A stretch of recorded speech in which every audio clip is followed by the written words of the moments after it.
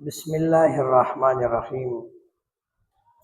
فرماتے ہیں کہ بہترین گنہگار وہ ہے جو اپنے گناہوں پر نادم اور شرمندہ ہو جائے اور جو اپنے گناہوں کو یاد کر کے اللہ سے معافی کا طلبگار ہو۔ اس لیے انسان کو اللہ رب العزت نے کمزور پیدا کیا ہے، اور جس ذات نے اس کو وجود بخشا، پیدا فرمایا، وہ خود اعلان فرما رہا ہے خلق الانسان ضعیفا، انسان کو میں نے کمزور بنایا ہے، کمزور پیدا کیا ہے، ہر لحاظ سے انسان کو کمزور بنایا۔ لیکن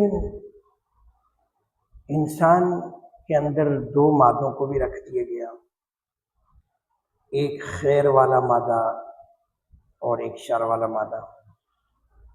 اب خیر والا مادہ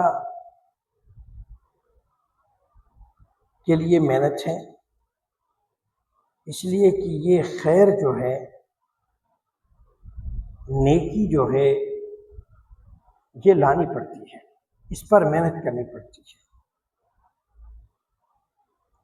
اور شر اس کے اندر موجود ہے۔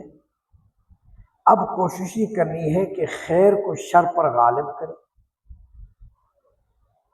ورنہ ان دونوں کا ٹکراؤ آپس میں لگا رہتا ہے، کبھی شر غالب آ جاتا ہے، کبھی خیر غالب آ جاتا ہے۔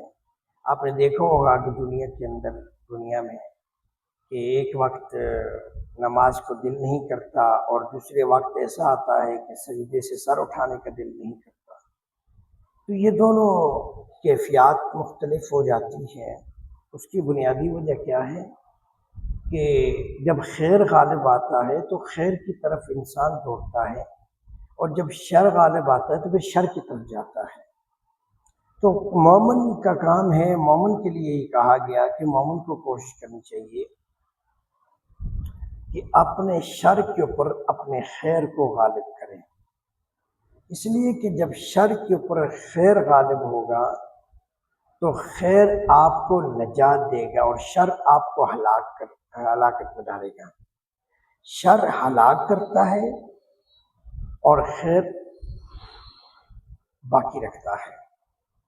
تو انسان کو چاہیے کہ اپنے نیک اعمال کی طرف توجہ دے، اور جتنا بھی وہ مجاہدہ کر سکتا ہے وہ اپنے طور پر مجاہدہ کرے، وہ اپنے طور پر اس میں آگے چلتا رہے، تاکہ دین پر چلنا اس کے لیے سوکھا اور آسان ہو جائے۔ اس لیے اللہ رب العزت نے سب فرمایا، بالکل بہترین انسان۔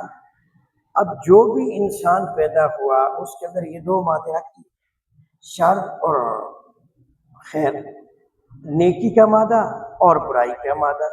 اب برائی کے اوپر نیکی کو غالب کرنے کی انسان کو کہا گیا کہ کوشش کرو، اللہ سے مانگو۔ بے نماز تھے تو اب نمازی بن جاؤ، خطا کار تھے تو بھی نیکوکار بن جاؤ، اور وہ ہوگا مجاہدے سے۔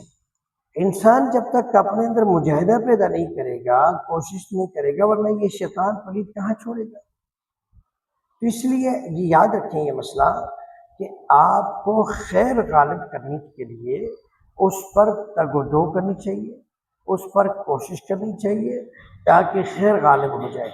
اور جب خیر غالب ہوگا تو پھر اللہ کی مدد، اللہ کی تائید، اللہ کی نصرت، اللہ رب العزت کی رضا حاصل ہوگی۔ تو اس لیے خیر غالب ہوگا۔